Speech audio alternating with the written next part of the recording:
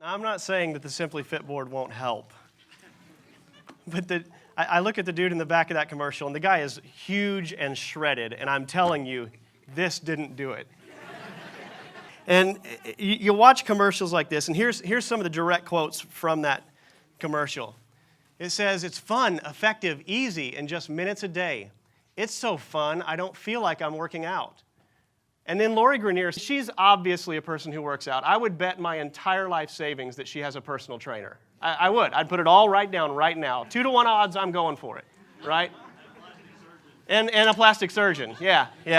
But she says, "I like being toned, but I don't like working out and sweating. I don't like working out." What? Are you crazy? You're lying to us, right?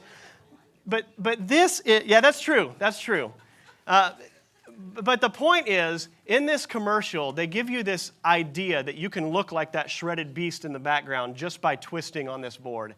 And it ain't gonna happen. There's a whole lot more that goes into it than that. But we live in a culture that wants immediate gratification all the time, and it extends to how we think that we can transform our bodies. And it doesn't work that way, people. It takes long-term commitment. We live in a culture, and I was reading an article about working out this week and the idea of a 30-day transformation or even a 90-day transformation. We live in a culture where it's just easier to text your friends than it is to get on the phone. If you're anything like me, please don't call me, ever. There's no reason to ever call me. Text will do, because then we don't have to do the small talk and act like we like each other.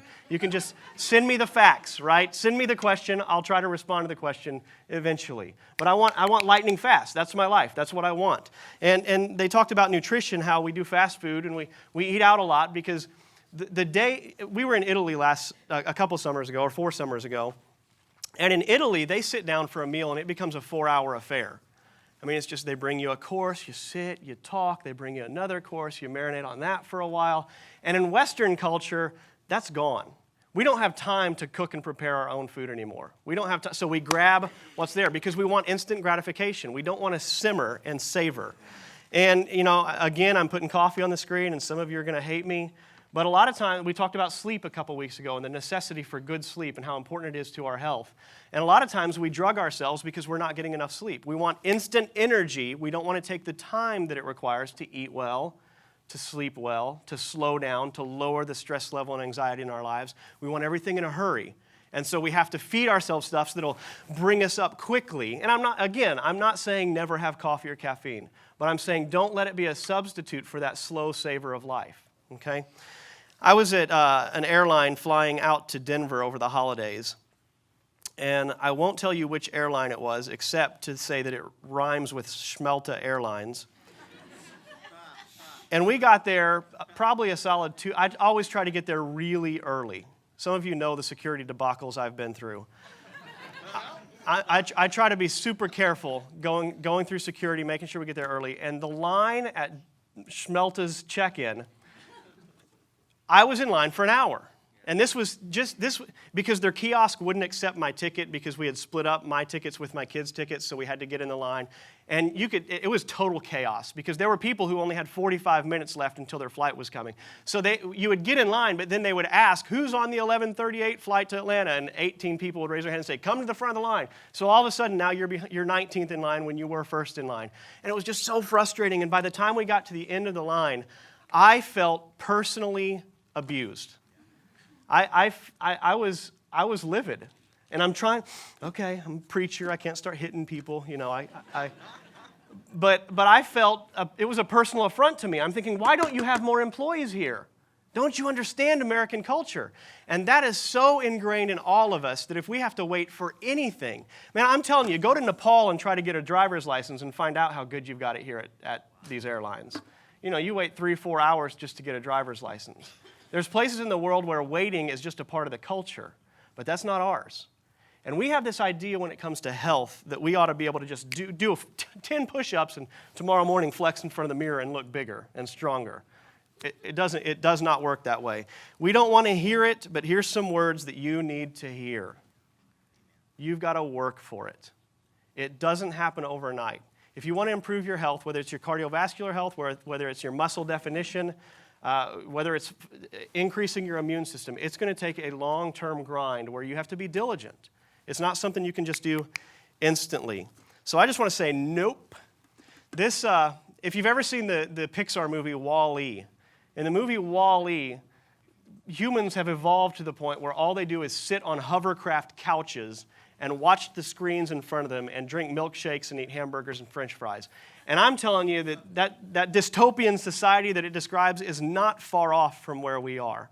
We move from one screen to the next, from one burger to the next. As a culture, that's the reality. So Wall-E isn't that far off, but we can't be that. We have to kind of come against culture. Christianity has systematically bucked culture since its inception, and we need to continue that trend even when it comes to our health.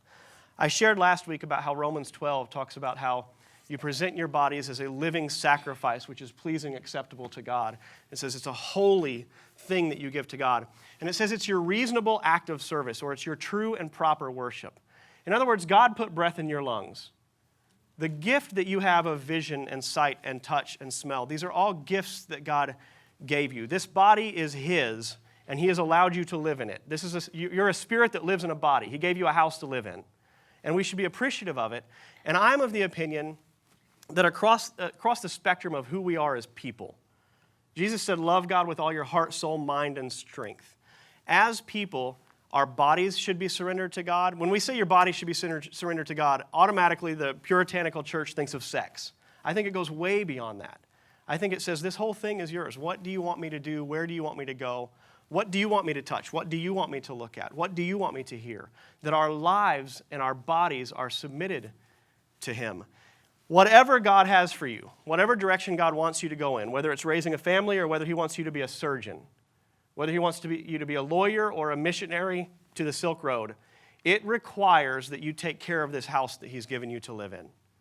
If you're going to be effective as a father or a mother or a wife or a husband or as a friend or as a missionary or a doctor or a lawyer or an engineer, part of the foundation of effectiveness is going to be your physical health. We've talked many times over the last few weeks about how pastors are called to equip their people for works of service. And for you to be equipped to do works of service requires that you be in good health. And so a lot of people will watch this series and think, why isn't this church more spiritual? Why don't we talk about more, sin and redemption and sanctification and such? And we do talk about those things a lot. Just go back on our website and watch. We talk about a lot of those things. But I think the gospel of Jesus and the kingdom of God is an all-encompassing gospel. And I think it's important that we talk about physical health. Speaking of doctors, I need to issue this disclaimer. Anything I've said over the last few weeks, if you apply it and you die, it wasn't my fault, don't sue us. Okay? Any major health changes, whether it's diet or exercise, you need to run through a physician, okay? You need to talk to experts. And don't rely on what I say to get you there. What I'm hoping is that this will all spark an interest in you to be serious about health. I don't want to be the source of all the particulars. Brandon next week will not be the source of all the particulars. There are experts out there that can help you. But I hope you have this overarching idea that I need to take my health seriously. That the better my health is, the more effective I can be over the long term. And so today, over the last few weeks, we've talked about stress and sleep, and we've talked about proper nutrition. And so these are just basics. This is basic health 101 that just about anybody will tell you, is that those are areas you need to focus on. Today, we're going to talk about movement. We're going to talk about exercise. Culture tries to tell us that exercise is bad, and that you should find a way to do it where it's fun and it doesn't feel like exercise. And there's a little bit of truth to that. But we need to understand that part of exercise is just a grind. It's just working hard, just like so much else in life. If you're going to have a good relationship with your spouse, there's some work involved. If you're going to be a good employee, there's some work involved. If you're going to be a good student, there's work involved. Well, if you're going to be healthy, there's work involved. There's work and rest, and it's a cycle. But movement helps you. It combats most major diseases. What would you give for a free pass from stroke, diabetes, heart disease, and dangerous falls, it even says. As you grow older, the amount of exercise you put in and the amount you put into agility and dexterity and strength and endurance will help you just in your day-to-day life as you age. It promotes better sleep, which in turn helps every part of your health life. It improves sexual activity. It can promote social behavior. So exercise and workouts can be a social situation. For a lot of people, their entire social calendar revolves around exercise in one shape or another. It improves your mood, so it releases dopamine in your brain when you work out, which is the happy chemical, which we'll talk about more in just a moment. It reduces stress, which norepinephrine is the stress chemical, and so it reduces that when you exercise. It improves self-confidence. It resists cognitive decline, so studies have shown that even when it comes to things like Alzheimer's disease, consistent exercise throughout your life plays a factor on the onset and intensity of such a thing. It boosts your brain power. And I put on here neurogenesis. It's been proven that when you exercise, your brain builds new cells. You want a bigger, healthier brain? Work out. Lift weights. Go for a jog. Go for a walk. Go for a swim. It boosts your brain power. It sharpens your memory, which it builds the hippocampus, which is the memory portion of the brain. And it helps control addiction, and dopamine comes up once again. Dopamine is the chemical that we're all looking for. When you look for, like on Sundays in the evenings when I eat pizza and wings, what I'm really looking for is that dopamine rush. That's my thing. On Sunday evenings, I do pizza, wings, and football. Boom. I'm looking for that dopamine burst. I'm looking to go, yeah. And when we eat food that we love, when we take vacations, all these things we're looking for is a dopamine increase. And addiction many times is an addiction to dopamine. So if you have an addiction to pornography, for example, you have neurotransmitters in your brain that when you view pornography, it releases dopamine. It's the happy chemical. It makes you feel good for a while. It doesn't mean that's going to maintain. It just means that it's there. And so you start to create a habit and a pattern in your neurotransmitters and the neural pathways of your brain that says, I want it again, I want it again, I want it again. It's the same thing with heroin. It's the same thing with romantic love. There's all kinds of addictions that you can have that you need. And what you're really trying to do is release dopamine. That's what you're searching for. It's the happy chemical. Well, good news, working out does it. I think if you'll watch yourself consistently, if you've been moving, chances are your mood is slightly better. If you've been lethargic and laying around, odds are your mood is declining. That's a chemical response that happens in the neural pathways of your brain because you're not releasing dopamine. But let's talk about, there's some more here. It inspires others, so if you want to be an inspirational person, being fit, I think it can be shown across the board that people who have good fitness tend to have more credibility. That's the reality. It may not be the right reality, but it is the reality. So if you want to influence people's lives and help them, if you want to increase your productivity, relaxation, and it does play a huge role in body composition. I don't want to overly focus on body composition in here. We talked last week about how our culture has this completely unrealistic expectation about what beauty is and what beauty looks like. But it is a scientific reality that there are health benefits to controlling your body mass, to adding muscle and decreasing fat and so forth. So we're going to talk about that for a little while, not because we're wanting to be egotistic, ripped up beasts that look good and you can pull your shirt up and look good on your Instagram account. That's not what we're talking about at all. We're talking about long-term health and longevity, and it does affect body composition. I want to talk to you briefly about what they call the 3,500 rule. Now, the 3,500 rule has been thoroughly debunked, okay? It's not a real rule that scientists believe in anymore, but it still is a pretty decent guideline when it comes to calories and fat. The reason it's been debunked is because everybody's metabolism is different. It varies by age. It varies by genetics. But in general, if you add 3,500 calories to your body, you have this good possibility of adding 1 pound of fat to your body, okay? And so what happens over the course of your lifetime, especially after you turn 40 and your metabolism slows down, which is inevitable. I competed in a Taekwondo tournament at 118 pounds when I was in college, okay? Ain't there anymore. After you turn 40, the average person puts on about a pound a year. That's the statistics across America. And that 1 pound of fat a year that most people add over the course of their year after the age of 40 is approximately 3,500 calories. So let's talk about what it takes to add 3,500 calories over the course of a year.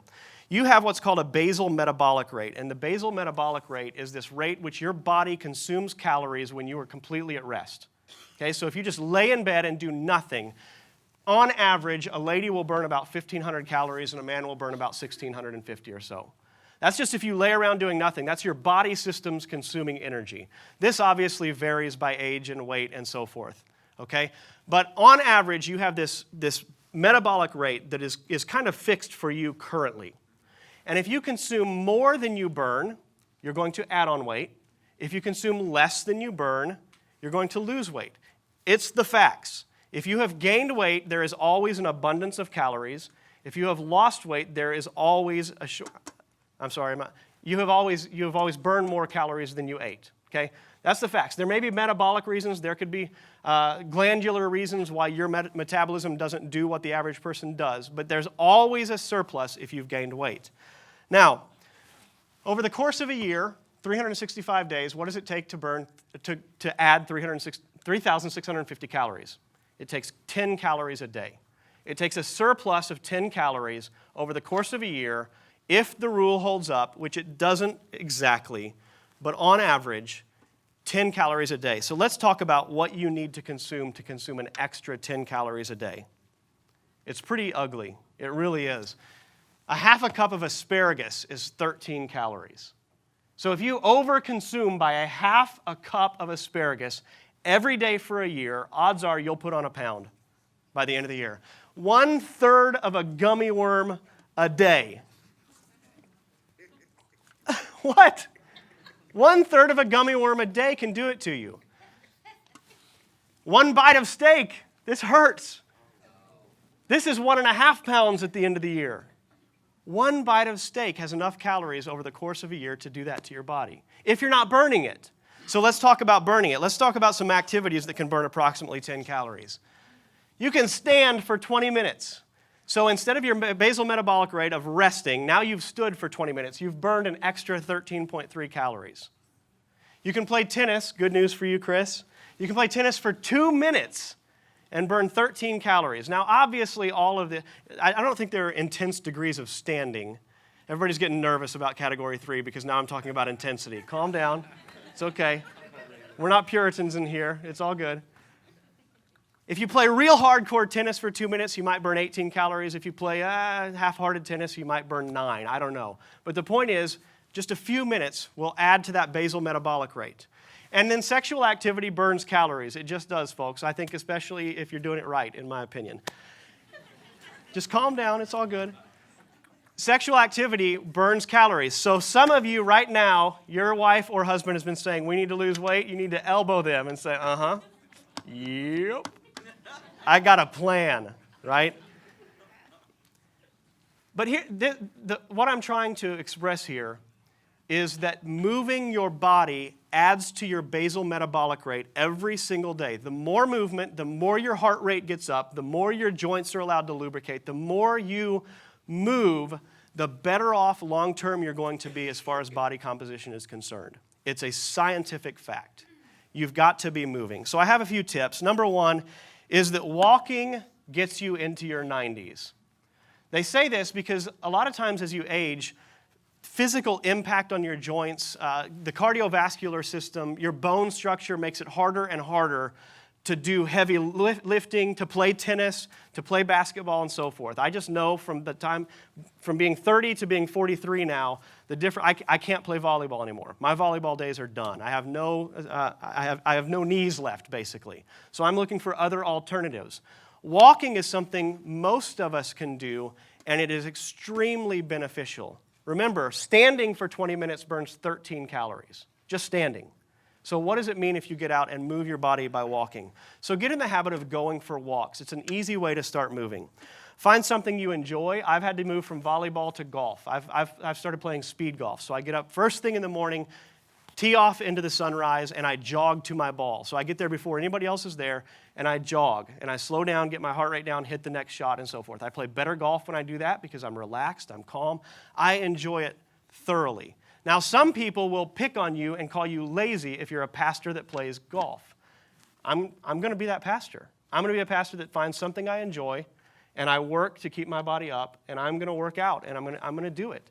And so I encourage you to find something you can enjoy, whether it's swimming or basketball or hiking or tennis or whatever it is. Find something you enjoy and invest some time in doing it, and do it guilt-free. You've got to take care of your body, and part of that is finding exercise that you can enjoy. It's so fun, it doesn't feel like working out. I want to encourage you to work out in community. Studies have shown that people who work out with a partner or work out with a friend or work out with a personal trainer see greater gains across the board.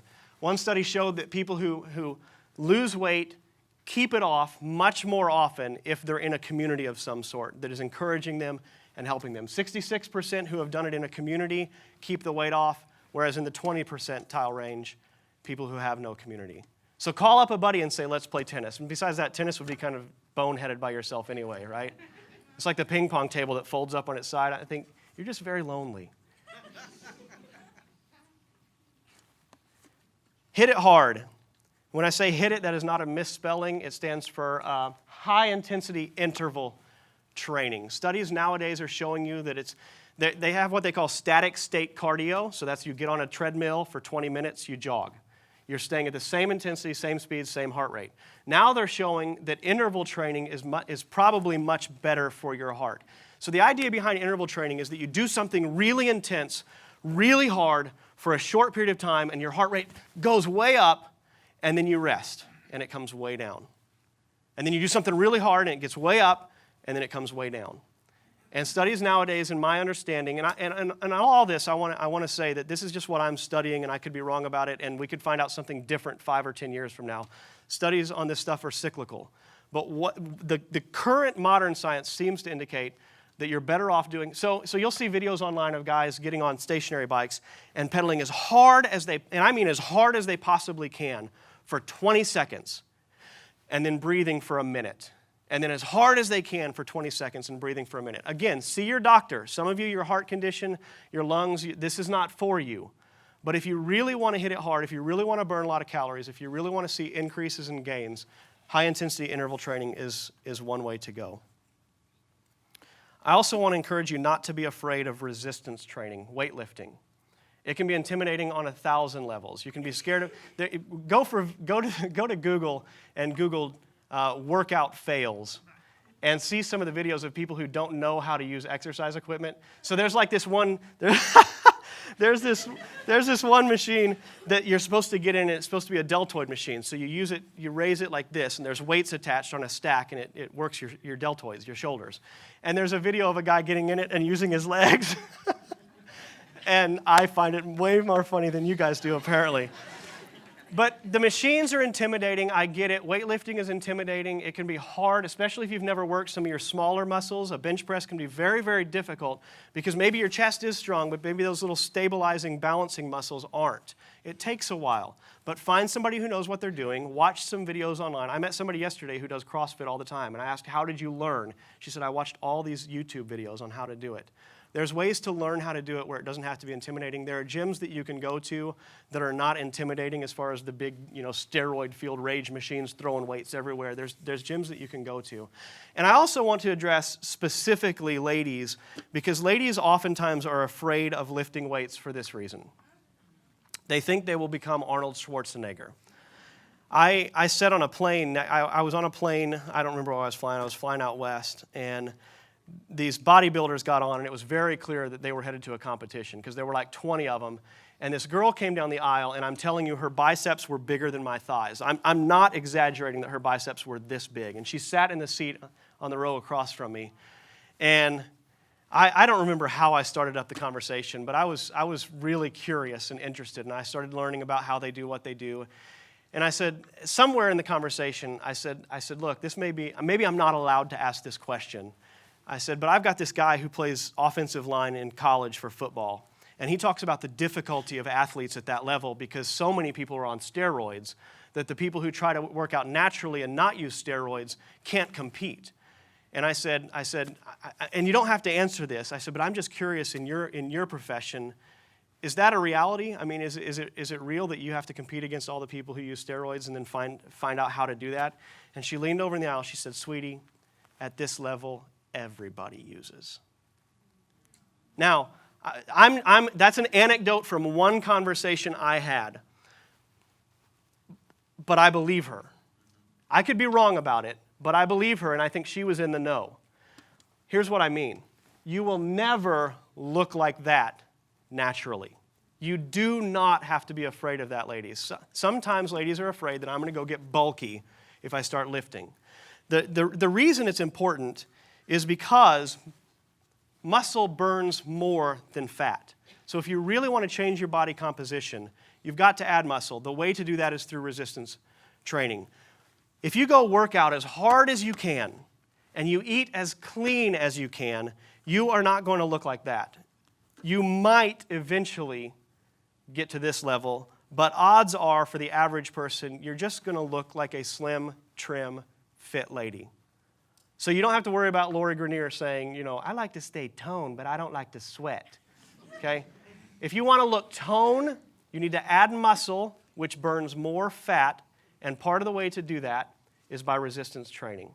Again, we could talk forever about resistance training. I have a few thoughts.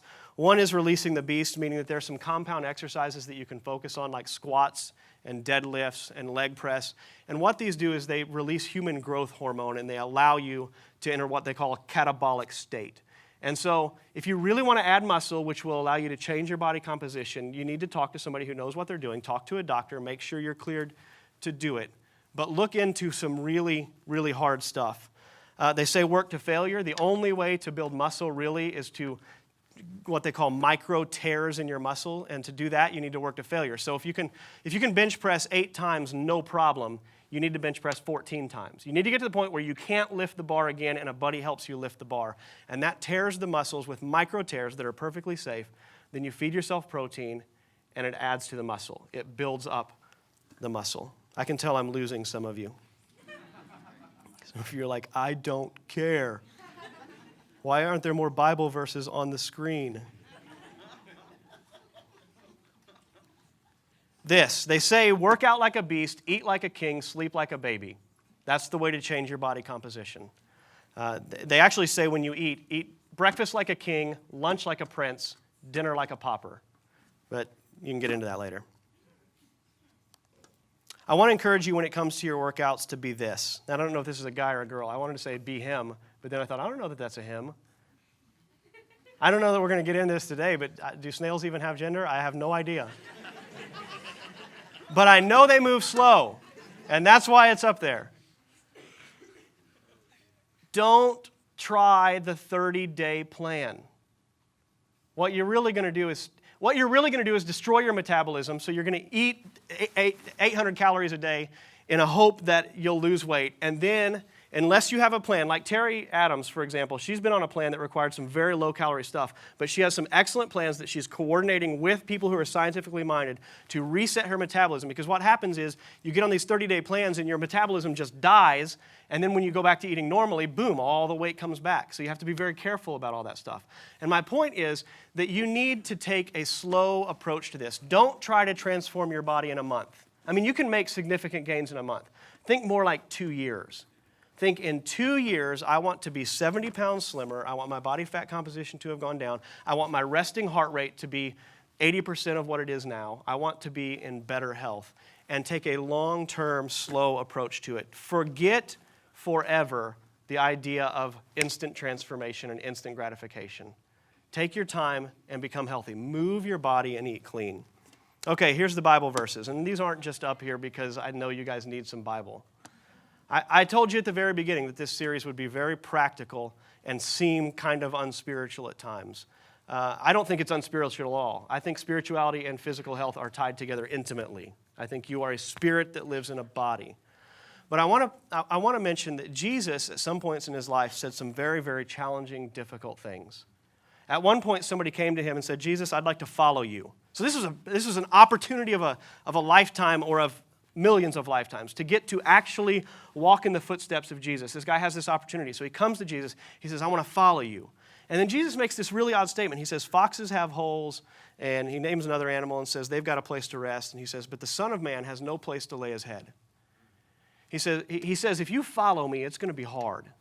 He says, there's no place to rest when you're me. I'm going from city to city, town to town, talking to people all the time. I don't have a home. I've got nothing but the clothes on my back. It's going to be rough.